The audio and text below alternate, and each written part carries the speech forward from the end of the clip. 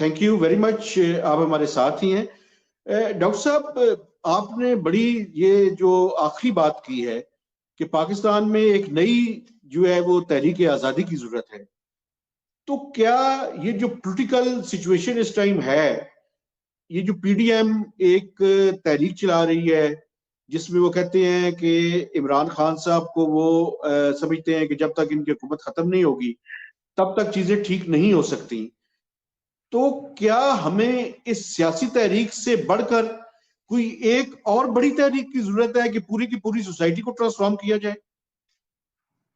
इस वक्त जो तहरीक है वो बुनियादी तौर पे हुकूमत को हटाने की तहरीक है। अगर हमने हुकूमत को हटा दिया और पीडीएम पावर में आ गई बहैसियत पीडीएम या इनकी कोई पार्टी, कोई कंपोनेंट पार्टी, तो मेरा सवाल उनसे ये है कि आप मईशत कैसे चलाएंगे? बिल्कुल सही। क्योंकि मईशत का ढांचा तो वही है जो आज है, कर्जों पे हमारा इन्हिसार है। अगर आपने गैर मुल्की इदारों के और दूसरे मुल्कों का एजेंडा को नहीं फॉलो किया तो वो कर्जा बंद कर देंगे, मईशत बैठ जाएगी। इसका क्या हल है आपके पास? मेरा ख्याल है ये इनके पास हल होना चाहिए। वैसे डॉक्टर साहब, आप क्या सजेस्ट करते हैं? आप क्या सजेस्ट करते हैं कि हमें कहां से इन चीजों को ठीक करने के लिए इकदाम शुरू करने चाहिए? एक तो बैरूनी अकाउंट है डॉलर का, वहाँ खसारा है। एक रुपी अकाउंट है, वहाँ भी खसारा है। जी सर। डॉलर अकाउंट को खसारा करने के लिए फौरी तौर पे हमें जितने भी कंज्यूमर गुड्स हैं, जिसमें खाने पीने की अशिया है, कपड़े हैं, बिल्डिंग मटेरियल्स हैं, घरों की फर्निशिंग्स हैं, जो अब सब बाहर से आती हैं, ये बैन करें, इसको बंद करें। आप किसी सुपरमार्केट में जाएं, पाकिस्तानी चीजें ढूंढनी पड़ती हैं। यहाँ तक कि कुत्ते और बिल्ली के खाने और कुत्ते और बिल्ली के शैम्पू मिलते हैं सुपरमार्केट में। जी बिल्कुल। हमारे यहाँ 1/2 से आधे बच्चे जो है वो मेल न्यूट्रिशन का शिकार है। हम जो सर्वे करते हैं, क्योंकि गुर्बत पे रिसर्च करना मेरा सब्जेक्ट है, ये मतलब हम जब किसी घर में जाके उनकी माओं से डेटा लेने की कोशिश करते हैं तो रोना आता है। पहले एक घर में कहा कि हमारे बच्चों को नहीं पता अंडे का टेस्ट क्या है, क्योंकि हमने कभी अंडे नहीं खाए। तो ये इस तरह की स्टोरीज हमें मिलती है खाने को। एक जगह में गया जहाँ उनके 3 बेटे थे। सबसे बड़ा बेटा शायद 10-12 साल का था। सबसे छोटा बेटा था, उसके मुंह पे बड़े स्क्रैचेस थे, वो थे। मैंने उस बच्चे से पूछा तो ये कैसे लग गया? तो अम्मा ने कहा ये बड़े भाई ने मारा है इसको। मैं हैरान हो गया। मैंने उससे पूछा तुम क्यों मारते हो उसको? तो अम्मा ने कहा कि जी वो रोटी के लिए लड़ रहे थे। अब आप अंदाजा लगाएं, हम बड़े हुए हैं तो हमें तो इस तरह था कि अपने जो छोटे भाई बहन हैं उनको दे दो अपना हिस्सा। यहाँ पर बड़ा भाई जो है छोटे भाई को जख्मी करके रोटी छीन रहा है। लेकिन जब भूख होगी तो ये तो होगा। हमने अपने माशरे को यहाँ पहुंचाया है। डॉक्टर साहब, ये बड़ी दर्दनाक आपने बातें बताई हैं। अब थोड़ा सा सर एनएफसी के बारे में सर गुफ्तगू करते हैं। ये देखें, बुनियादी तौर पे जब लास्ट सेवंथ एनएफसी अवार्ड हुआ तो उसके बाद सेंटर ने सूबों को ब्लेम करना शुरू कर दिया। उन्होंने कहा जी एक तो ये एक्सपेंडिचर्स इफेक्टिवली नहीं इस्तेमाल कर रहे, और अब ये डिमांड है कि वो जो उनका रिसोर्सेज है उसमें से कुछ सिक्योरिटी और फाटा के नाम पे जो मर्ज हुआ है और जीबी के लिए भी वो उनसे हिस्सा मांग रहे हैं। तो ये कैसे ये सारा इशू रिजॉल्व होगा?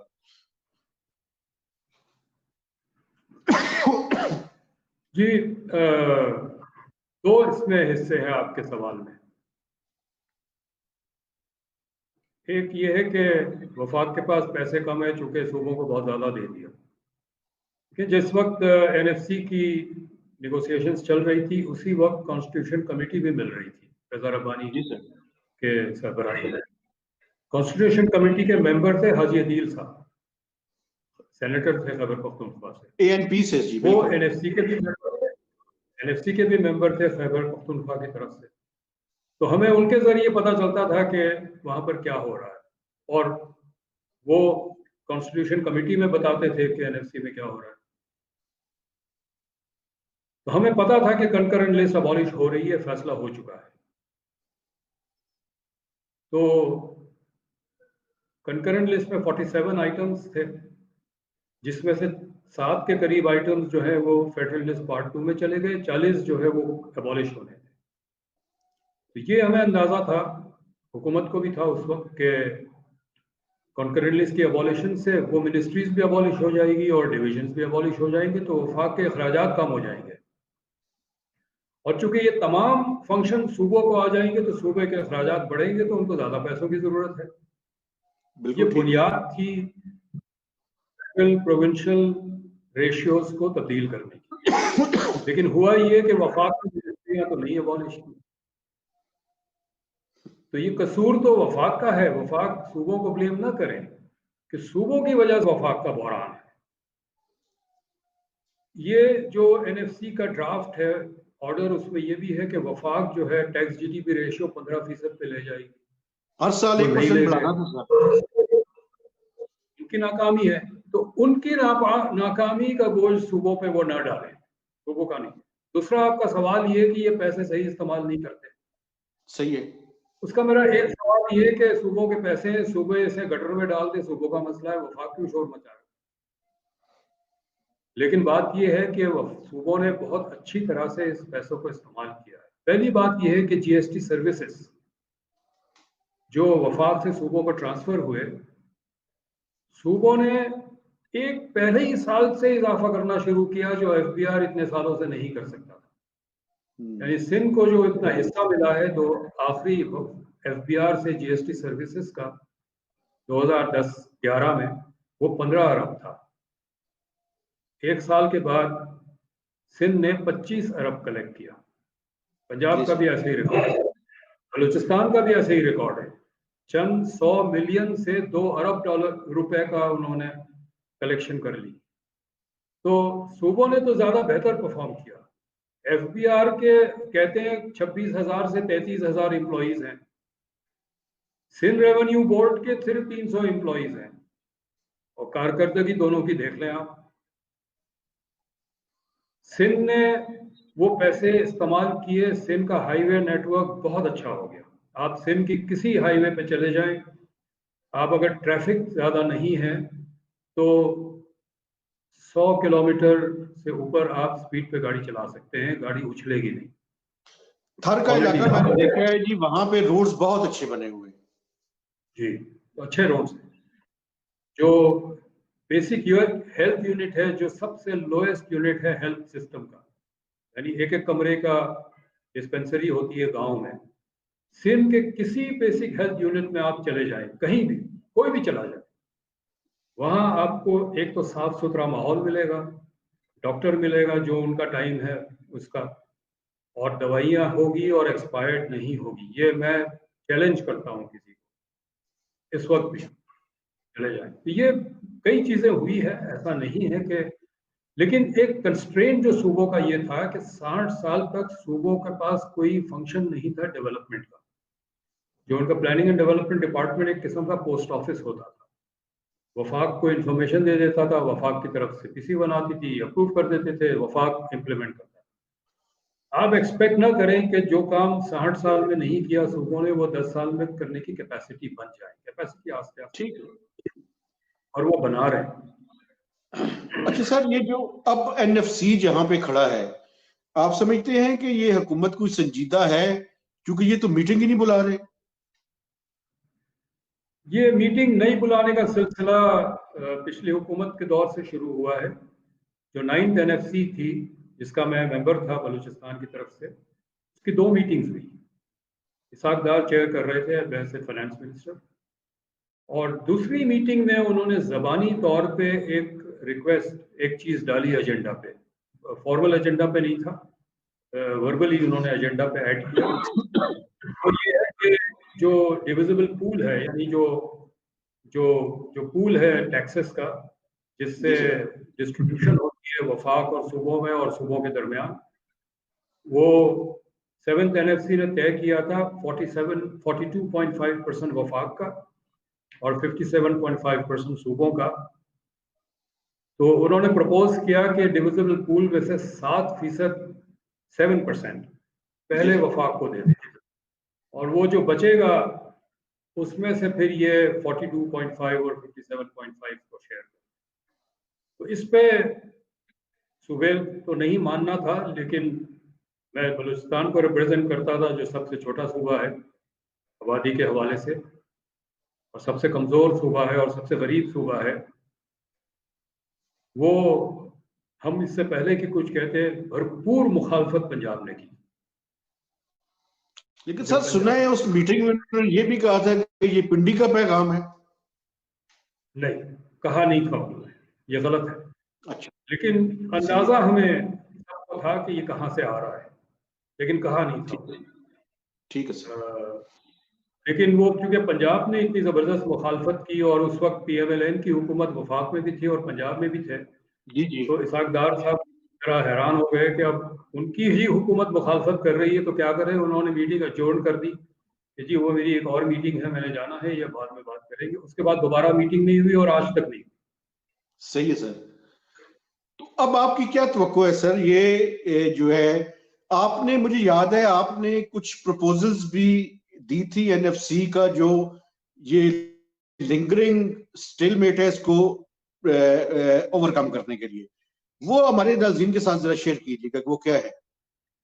जी, मेरी प्रपोजल इस हवाले से है कि इस वक्त जो NFC है और अब तक जो NFC हुई है, जितनी भी हुई है, कामयाब नाकामयाब, उसमें एक चीज हम बहस करते हैं कि किसको क्या कितना मिलेगा। ये जो है ना कि किसको क्या कितना मिलेगा, यहां से हमें शायद हटने की जरूरत है। और क्योंकि ये तय हो गया, 7th NFC ने ये तय कर लिया, इसमें थोड़ी बहुत आगे पीछे हो सकता है, लेकिन बुनियादी तौर पे ढांचा बन चुका है। अब हमें शायद ये करने की ज़रूरत है कि NFC कुछ ऐसे मकासद हासिल करें जो हमारे समाजी या माशी मसाइल बनते हैं। तो एक मसला हमारा माशी ये है, ख़ासतौर पर टैक्सों के हवाले से, कि 85% टैक्स जो है हम इनडायरेक्ट टैक्सेस से जमा करते हैं।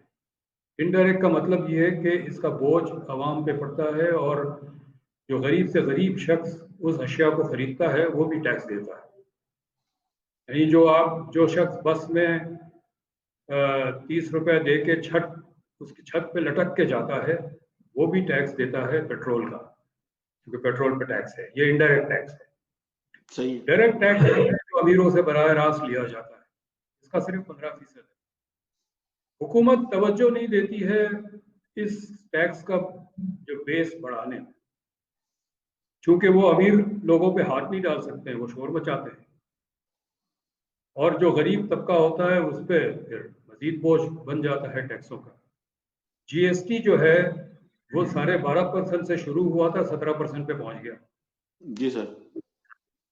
तो मैंने ये प्रपोज किया कि जो NFC का डिविजिबल पूल है, जिसमें इनकम टैक्स भी है, GST भी है, कस्टम्स ड्यूटी भी है, एक्साइज ड्यूटी भी है, उसमें जो डायरेक्ट टैक्सेस है इनकम टैक्स का answer income tax divisible pool से निकाल दे। उसमें सूबों का कोई हिस्सा नहीं होना चाहिए, उसमें वफाक 100% रख ले। तो वफाक के पास एक इंसेंटिव होगा कि वो इसी टैक्स को ज्यादा बढ़ाने की कोशिश करें, क्योंकि ये पूरे पैसे वफाक के हिस्से में जाएंगे। तो होगा ये कि हमारा जो टैक्स का निज़ाम है वो ज्यादा मुनसिफाना हो जाएगा, बेहतर हो सारा जाएगा। बोझ गरीबों से कम होके कुछ बोझ अमीरों पे भी पड़ेगा। ये मेरा एक प्रपोजल है। सही है सर। और कुछ उसके अलावा सर आपने कुछ ये जो 18th अमेंडमेंट के बाद जो सूबों के पास यानी फेडरल गवर्नमेंट से निकल के जो सब्जेक्ट्स गए हैं सूबों के पास, वो भी ये कहा है कि वो डुप्लीकेशन भी खत्म की जाए, क्योंकि अभी तक वो डिवॉल्व हुए हैं, लेकिन उनके बहुत सारे जो डिपार्टमेंट्स हैं वो मरकज में भी चल रहे हैं। जी, ये तो 18th अमेंडमेंट की रिक्वायरमेंट है ना, ये तो इन्होंने करना है। ये ये ये ये सब्जेक्ट टू निगोशिएशन नहीं है, इस पे कोई मुज़ाकरात नहीं होने हैं, ये तो लेकिन करना ये है। डुप्लीकेशन अभी तक जारी है सर, इसको खत्म करने की जरूरत है। जी बिल्कुल, इन्होंने नाम बदल दिए, एजुकेशन डिपार्टमेंट को ह्यूमन रिसोर्सेज कर दिया, फूड को फूड सिक्योरिटी कर दिया, और कुछ ऐसे ऐसे डिविजन्स हैं जो मज़ेखेज़ हैं। यानी एक डिवीजन, मुझे नहीं पता इस वक्त है या नहीं, लेकिन साल भर पहले तक तो शायद था, division for national harmony, division for national regulation. अब आप अंदाजा लगाएं कि ये हुकूमत के पैसे यहाँ खर्च होते हैं। जो जो असल मसला है, अगर मैं वो उस वक्त बात हो रही थी पीडीएम की हुकूमत आएगी तो क्या करेगी, पीडीएम की हुकूमत को फॉरेन एक्सचेंज बचाने के लिए ये इकदाम करने हैं। पीडीएम की हुकूमत को जो हम बिजली पैदा करते हैं वहां से जो इम्पोर्टेड फ्यूल को खारिज करना है। ये आपको मैं बताता चलूं, और ये हकीकत है, मैं ऑन रिकॉर्ड बता रहा हूं, और ये आप डेटा देखेंगे तो पता चल जाएगा। प्राइम मिनिस्टर ने फर्नेस ऑयल की इंपोर्ट पे बैन लगा दिया। जी सर। इमरान खान, अच्छा इकदाम था। फर्नेस ऑयल महंगा तरीन फ्यूल था और इसलिए बिजली महंगी पड़ती थी, लेकिन इस बैन लगाने के बावजूद भी अभी फर्नेस ऑयल इंपोर्ट किया गया है। जी सर। कौन सी लॉबी है जो प्राइम मिनिस्टर के अहकामात को भी वायलेट कर सकता है? तो ये इंपोर्टेड फ्यूल बंद करने की जरूरत है। बिजली हम पैदा करेंगे अपने पन बिजली से, अपने कोयले से, क्योंकि थर में बहुत कोयला है। 20,000 मेगावाट पावर जनरेट हो सकता है घर से। और सोलर एनर्जी को बहुत बड़े पैमाने की बढ़ाने की जरूरत है। सोलर एनर्जी की टेक्नोलॉजी उस नुक्ते पे आ गई है कि अब इसे हम कमर्शियली वायबल तरीके से लगा सकते हैं। अच्छा सर, एक और खास तौर पे ऑफ ग्रिड, आपने एक और भी सजेशन दी थी कि ये जो नॉन कम्बैट एक्सपेंडिचर्स है इनको भी जो है वो रिड्यूस किया जाए, या एक जगह पे जो है इनको मुजमित किया जाए। ये रूपी, ये तो मैं अभी बात कर रहा था डॉलर साइड पे, इंपोर्ट एक्सपोर्ट गैप कम करने पे। अब जो रूपी गैप है, जिसमें हमारी हुकूमत के एक्सपेंडिचर और रेवेन्यू का गैप कम करना है, budget non deficit development expenditure कम कर जी। और उसमें जो है जो फौज का नॉन कॉम्बैट एक्सपेंडिचर है वो कम करने की जरूरत है, बल्कि उसे तो बहुत ज्यादा कम करने की जरूरत है। आप अगर लाहौर से पेशावर जाएं बाय रोड, जीटी रोड से, तो औसतन हर 40 किलोमीटर पे एक कंटोनमेंट है। ये कंटोनमेंट अंग्रेजों ने बनाए थे क्योंकि रूस से 18वीं सदी में खतरा था हमले का। आज यहाँ से मॉस्को तक दोस्ताना हमारे ताल्लुकात हैं। इन कंटोनमेंट्स की जरूरत नहीं है, बंद करें इनको। चार या 5 सारे बंद करें, अखराजात बहुत बचेंगे। फिर हर मुल्क का एक कोस्ट गार्ड होता है, हिंदुस्तान का भी है। उनका काम है कि जब जंग ना हो रही हो तो कोस्ट लाइन की हिफाजत करें, खासतौर पे स्मगलिंग और इलीगल माइग्रेशन से। पाकिस्तान के पास भी एक कोस्ट गार्ड है जो हमने विरासत में मिली है आज़ादी के बाद। साथ साथ हमने एक मैरिटाइम सिक्योरिटी एजेंसी भी बना दी जो वही काम करता है। जी सर। एक को बंद करें। तो ये बहुत ज़्यादा गुंजाइश है नॉन कॉम्बैट डिफेंस एक्सपेंडिचर, यानी वो डिफेंस का एक्सपेंडिचर जिसका जंग से कोई ताल्लुक नहीं है। हाल ही में इस्लामाबाद हाई कोर्ट ने नोटिस किया, एक कंट्री क्लब बनाया गया इस्लामाबाद में। जी सर। जिस पे एक कंट्रोवर्सी है। जी सर। क्या जरूरत है, हमारी दिफा में क्या मजबूती आएगी फौजी अफसरों के लिए कंट्री क्लब बना के? तो ये बहुत गुंजाइश है। तो ये अगर हम नहीं करेंगे, अगर हम अपने नॉन डेवलपमेंट एक्सपेंडिचर, गैर तरक्याती अखराजात कम नहीं करेंगे, मईशत बैठ जाएगी और हम जंग करने के भी काबिल नहीं होंगे। ये जो हम हर वक्त कहते हैं कि पाकिस्तान मुकाबला करेगा दुश्मन का, फौजी हमारे हिम्मत और कोई इनकार नहीं है। हमारे अफसर और हमारे फौजी लड़ सकते हैं जंग, आती है उनको जंग लड़ना, और जीत भी सकते हैं। लेकिन जंग लड़ने के लिए आपको टैंक्स चाहिए, आर्मर्ड कार्स चाहिए, फाइटर प्लेन्स चाहिए, वॉरशिप्स चाहिए। ये सब पेट्रोल पे चलते हैं, डीजल पे चलते हैं, जो हम इंपोर्ट करते हैं। और इंपोर्ट डॉलर से होता है, डॉलर एक्सपोर्ट से आता है, और एक्सपोर्ट सिर्फ सनद दे सकती है आपको। जिस मुल्क की मईशत बैठ जाती है, जंग लड़ने के काबिल नहीं होती, फौज खड़ी रह जाती है वहीं। रूस के साथ ऐसा ही हुआ है, रूस बिल्कुल ठीक टूट है। गया, जंग में शिकस्त नहीं हुई, माशी शिकस्त हुई हमारी। हम वहीं खड़े हैं जहां रूस खड़ा। तो अच्छा इसलिए सर, जरूरी है कि हम एक आखिरी अगर सवाल मुझे करने की इजाजत दें सर। वो जो मैंने स्टार्ट में एक आपका किसी जगह सुना था कि आप डेवलपमेंट बजट बना रहे थे, वो अरबों रुपए का बजट था, और उन्हीं दिनों में आपने मकान भी चेंज करना था। तो वो थोड़ा सा बता दिए, और ये बताएं सर, 45 इयर्स के एक्सपीरियंस के बाद आप, मेरे ख्याल में पाकिस्तान में जितने भी इकोनॉमिस्ट हैं, कम से कम मैं और किसी को नहीं जानता, बाकियों के पास बड़े अच्छे अच्छे लग्जरी किस्म के घर हैं, तो आप ये क्यों नहीं कर सके सर? तो ऐसा है कि जब इरादा करते हैं कि अपना घर खरीद लें, मालूम करते हैं कितने का है, फिर सोचते हैं चलो इतने पैसे जमा करेंगे। जब तक वो जमा करते हैं उसकी दुगना कीमत हो चुकी होती है, कीमत बढ़ जाती। तो रेस लगी हुई है और हम रेस में अभी तक है। वो थोड़ा सा सर वो बता दीजिए ना, वो डेवलपमेंट बजट जब आप बना रहे थे तो क्या हुआ था आपके साथ?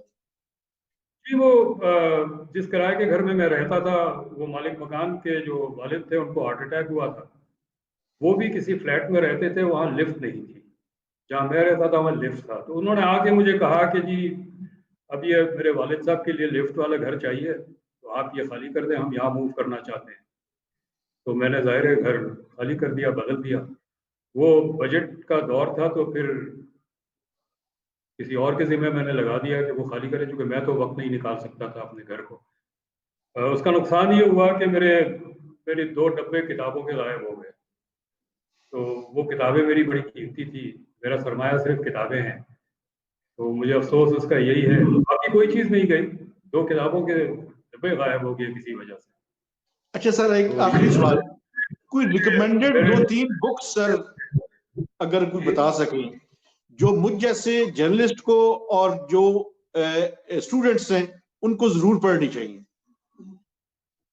सॉरी, दोबारा सवाल पूछे, बीच का मैं हिस्सा पूछ नहीं रहा हूँ आया। सर, 2 से 3 रिकमेंडेड बुक्स जो मुझ जैसे जर्नलिस्ट को और जो इकोनॉमिक्स के स्टूडेंट हैं, या कोई भी स्टूडेंट है, उन्हें पढ़नी चाहिए वो। इस वक्त बहुत अच्छी किताबें आई है पाकिस्तान के ऊपर, गैर मुल्कियों ने भी लिखी हैं, पाकिस्तानियों ने भी लिखी हैं।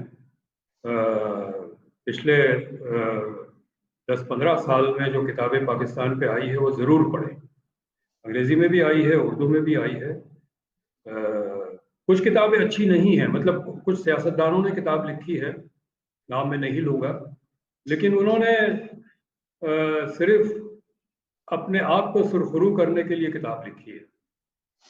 और क्योंकि हम कुछ जमीर के मुजरिम भी है ना सर।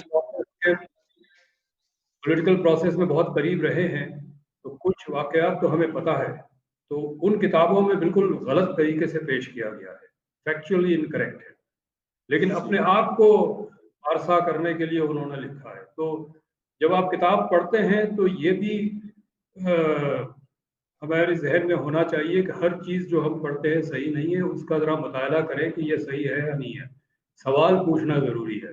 जिस तरह कोई खबर आती है या कोई टिकर चलता है, तो जैसे वो चलता है वो एक्सेप्ट ना कर लें कि हाँ सही है, या सोशल मीडिया पे कोई चीज़ आई तो ये ना एक्सेप्ट कर लें कि नहीं यही सही हो सकता है। हमें क्वेश्चन करना चाहिए। मतलब ये सोशल मीडिया पे चला था कि कोई किसी कंपनी की पोटैटो चिप्स या आलू के जो चिप्स हैं वो प्लास्टिक के बने हुए हैं। जी सर।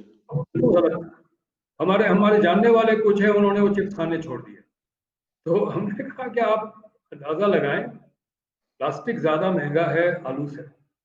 बिल्कुल सही है। आलू प्लास्टिक का चिप्स बना के आलू की कीमत पे कैसे बेच सकता कोई? तो हर चीज जो हमारे सामने आती है सोशल मीडिया पे, अखबारों पे, टीवी पे टिकर चलता है, किताब में लिखा हुआ है, जहन हमारा ये होना चाहिए कि जो चीज़ हम पढ़ते हैं, सुनते हैं, उसको सवाल पूछे कि क्या ये सही है कि नहीं। बिल्कुल सही है sir. Sir thank you very much, आपने टाइम दिया और इस उम्मीद के साथ कि आप आइंदा भी जो है वो हमें टाइम देते रहेंगे। Sir thank you very much, खुदा हाफिज जी। बिल्कुल सर, देंगे। शुक्रिया बहुत बहुत आपका। थैंक यू सर, खुदा हाफिज। Thank you.